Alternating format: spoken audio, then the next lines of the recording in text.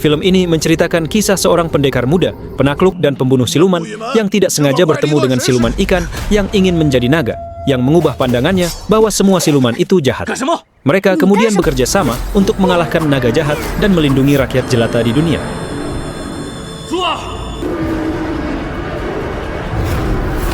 Daripada penasaran, simak alur ceritanya. Film diawali dengan suara narator yang menceritakan sebuah legenda yang mengatakan bahwa ada gerbang naga di laut terlupakan. Semua jenis naga di dunia yang bisa melewati gerbang naga, maka akan terlahir menjadi naga sejati. Salah satu naga air yang bernama Sanyang memiliki karakter yang jahat, banyak membantai orang tak bersalah. Sanyang ingin melewati gerbang naga untuk mendapatkan kekuatan tak terbatas. Namun, ketua aliran Buyu bernama Suanji mendatangi Laut Lupa untuk menghalangi Sanyang, dan dia berhasil mengurung Sanyang selama 100 tahun. 100 tahun pun berlalu, terlihat sebuah desa yang tenang dan damai. Namun tiba-tiba mereka dikejutkan dengan munculnya asap hitam. Sementara para petinggi aliran Buyu penerus Suanji sudah mengetahui bahwa Sanyang telah bangkit kembali untuk balas dendam dan membuat kehancuran. Salah satu murid terbaik aliran Buyu yang bernama Liu diutus ke Gunung Taiyu untuk menemukan sebuah buku bernama Wuzitian atau buku langit di kuil Xuanzu yang bisa mengetahui masa lalu dan masa depan. Tujuan intinya untuk menemukan di mana elemen naga air jahat berada agar bisa mencegahnya keluar, dan untuk mengetahui di mana pintu naga berada. Namun, di tengah perjalanan, Liu dihadang oleh 3 siluman aliran naga air. Di tempat lain, yang tak jauh dari sana, kita diperlihatkan dengan 2 orang gadis yang bernama Xiao dan Miao. Xiao adalah siluman ikan duyung yang sudah berhasil berkultivasi menjadi manusia. Sedangkan Miao adalah siluman kerang yang masih bisa terdeteksi sebagai siluman meski sudah berwujud manusia. Tak berselang lama, terlihat beberapa bandit dari sekte harimau membawa para gadis memasuki kuil Xuanzu untuk bersenang-senang sambil pesta minuman. Pada saat yang bersamaan, Xiao dan Miao mendatangi kuil tersebut untuk mencari buku langit. Namun tiba-tiba, para bandit menghabisi para gadis. Saat gadis terakhir akan dihabisi, Xiao berniat menolongnya, tapi muncul Liu menyelamatkannya, lalu menghajar mereka semua.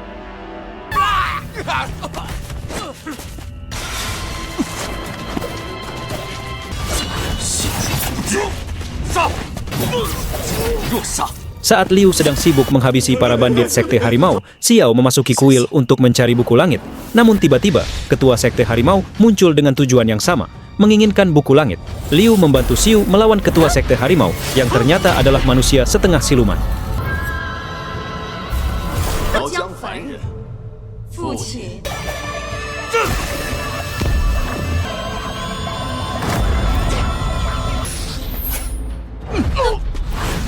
Liu berhasil menghabisi ketua sekte harimau, namun dia terkena racun mematikan yang bisa membuat tubuhnya berubah menjadi batu. Buku langit yang terlempar diambil oleh Miao, lalu pergi menemui Sanyang yang masih terkurung beberapa hari lagi. Ternyata Miao adalah anak buah Sanyang, dan dia memberikan buku tersebut kepadanya. Sanyang kemudian menggunakan buku langit untuk menanyakan di mana letak gerbang naga. Liu yang sudah menjadi batu ditolong oleh Xiao dengan mengorbankan kesaktiannya, hasil meditasi selama ratusan tahun. Sementara Miao diutus oleh Sanyang untuk tetap menyamar mendekati Xiao dengan memberikan buku langit kepadanya agar tidak curiga. Karena menurut buku langit, Xiao satu-satunya orang yang bisa menemukan gerbang naga. Tak berselang lama, Miao menghampiri Xiao yang sudah berhasil menyembuhkan Liu, namun belum sadarkan diri. Miao pun memberikan buku langit kepadanya, namun Xiao tidak tahu cara menggunakan buku tersebut, dan tiba-tiba buku langit mengeluarkan tulisan bahwa pintu naga terletak di Laut Lupa. Xiao tidak mengetahui bahwa tulisan tersebut kiriman dari Sanyang, bukan dari buku langit, karena penghuni buku langit sudah dikurung oleh Sanyang agar bisa dengan mudah mengendalikan Xiao melalui buku tersebut. Dan tiba-tiba Liu tersadar dan langsung menyerang Miao karena terdeteksi sebagai siluman. Xiao berhasil mengusirnya dengan pura-pura bertarung dan berhasil mendapatkan buku langit. Liu meminta buku langit yang sedang dipegang oleh Xiao, namun dia menolak memberikannya. Lalu Xiao mengatakan bahwa dia telah menolong nyawanya dari racun yang mematikan. Liu pun baru menyadari dan berterima kasih kepada Xiao, dan kini dia tak bisa memaksa karena telah berhutang nyawa kepadanya. Liu pun sadar diri dan memohon untuk meminjamkannya dan berjanji akan dikembalikan. Akhirnya mereka sepakat untuk saling membantu dengan kepentingan masing-masing. Mereka berdua mulai perjalanannya mencari keberadaan Laut Lupa. Di tengah perjalanan, tiba-tiba Liu mendeteksi kehadiran siluman di dekatnya, yang ternyata adalah Miao yang memata-matai mereka. Ketika melanjutkan perjalanan, Xiao menanyakan jalan menuju Laut Lupa kepada buku langit. Namun kali ini, buku tersebut tidak mengeluarkan tulisan meski telah beberapa kali Xiao bertanya. Setelah beberapa hari belum juga menemukan arah kemana jalan laut lupa, Liu memutuskan untuk beristirahat di sebuah gubuk sambil menunggu kakak seperguruannya yang akan membantu dalam perjalanan mereka menuju gerbang naga. Saat Liu melihat keluar jendela, ada seseorang yang membawa sayuran turun dari atas gunung. Liu yang curiga menghadangnya, dan benar saja orang tersebut adalah siluman kelinci. Tapi dari aliran yang baik, Liu yang tak pandang bulu tetap ingin menghajarnya, namun dia ditahan oleh Xiao. Malam harinya, Xiao memakan rumput patah hati yang harus dimakan 3 kali sehari agar tidak berubah wujud menjadi ikan duyung dan tidak terdeteksi sebagai siluman. Tiba-tiba dia dikejutkan dengan kemunculan Miao, dan kini Miao telah mengetahui rahasia yang selama ini Xiao lakukan agar tidak diketahui sebagai siluman. Setelah merasa lebih baik, Xiao pun kembali ke gubuk menemani Liu, dan lagi-lagi Liu bermimpi buruk tentang naga air yang membantai warga. Keesokan harinya, mereka berdua sudah berada di kota, namun Liu dibuat diare oleh siluman kelinci. Saat siluman kelinci sedang memasukkan lagi racunnya, tiba-tiba Miao menyelinap ke kamar Xiao, menukarkan rumput patah hati dengan yang palsu agar Xiao berubah menjadi wujud aslinya. Siluman kelinci tersebut menyaksikan apa yang dilakukan oleh Miao. Setelah dia keluar dihadang oleh Xiao yang telah mengetahui bahwa adanya pelaku yang membuat Liu diare. Saat Xiao sudah mendapatkan obat penawarnya, tiba-tiba Liu muncul.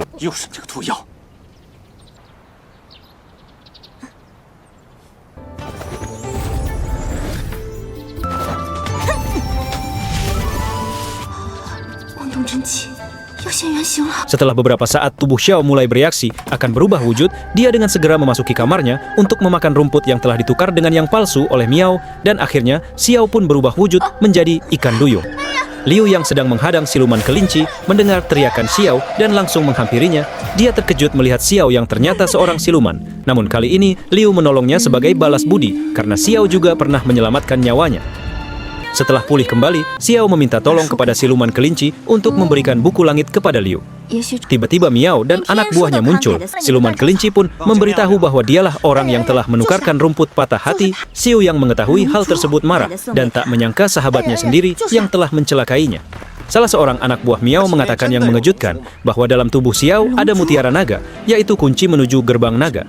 Tak ada pilihan lain, Xiao pun menghadapi mereka. Sedangkan siluman kelinci disuruh untuk segera menemui Liu. Sementara itu, Liu yang sedang menyendiri dihampiri oleh kakak seperguruannya yang bernama Tian, yang sudah berhari-hari Liu menunggunya. Saat Tian menanyakan tentang buku langit, tiba-tiba buku tersebut jatuh dari atas, yang ternyata siluman kelinci melemparnya karena takut menemui Liu, dan akhirnya Liu berhasil menghadangnya. Siluman kelinci mengatakan hanya menjalankan tugas dari Xiao untuk memberikan bukunya, dan dia juga mengatakan bahwa Xiao sedang bertarung melawan Miao dan anak buahnya.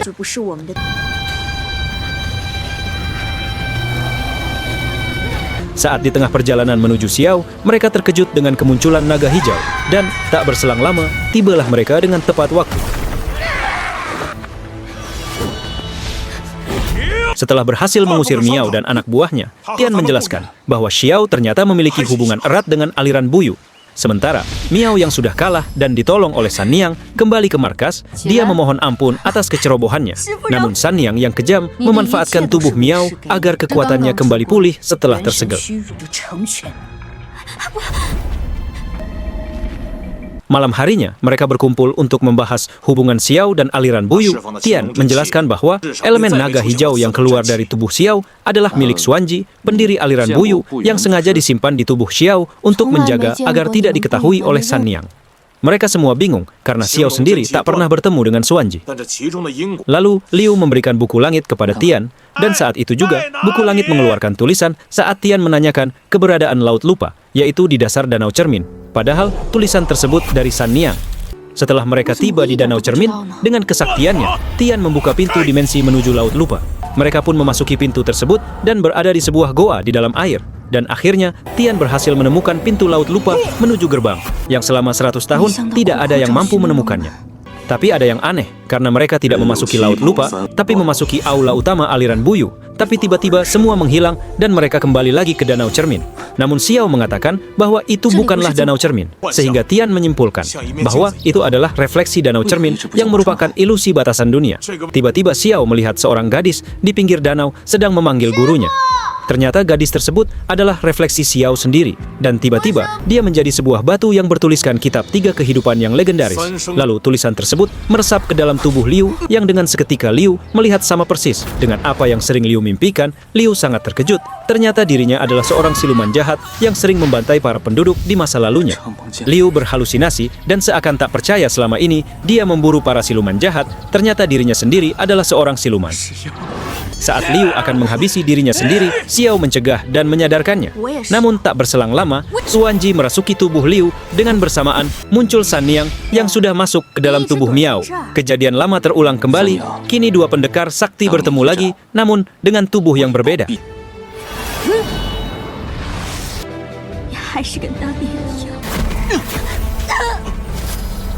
Setelah mengusir Sanniang, Xuanji membawa mereka ke pintu laut, lupa yang akan menuju ke gerbang naga dan menugaskan Tian untuk mengantarkan Xiao memasukinya. Dan tak berselang lama, gerbang naga pun muncul. Namun tiba-tiba muncul Sanniang menghadang Xiao dan melemparnya. Akhirnya, Sanniang berhasil melewati gerbang naga dan langsung menyerang mereka. Kini Sanniang memiliki kesaktian tanpa batas. Xuanji yang masih merasuki tubuh Liu sekuat tenaga melawannya dengan dibantu oleh Tian.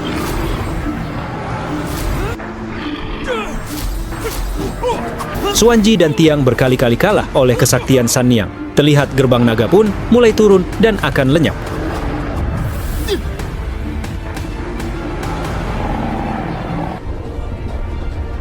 Xuanji memerintahkan Tian untuk segera membantu Xiao melewati gerbangnya. Sementara Xuanji akan menghadang Sanniang dengan mengeluarkan kekuatan level tertinggi, yaitu sihir penghisap darah, meski beresiko akan menghancurkan jiwanya.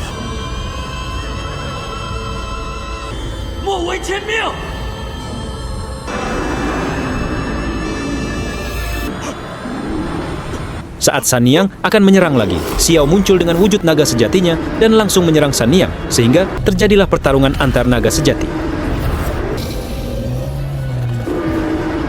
Akhirnya, Xiao berhasil mengalahkan Sanniang hingga tewas dan lenyap beserta tubuh Miao. Xiao merasa sedih karena bagaimanapun Miao adalah sahabatnya dari kecil. Begitupun juga dengan Xuanji yang terluka parah, akhirnya tewas beserta tubuh Liu.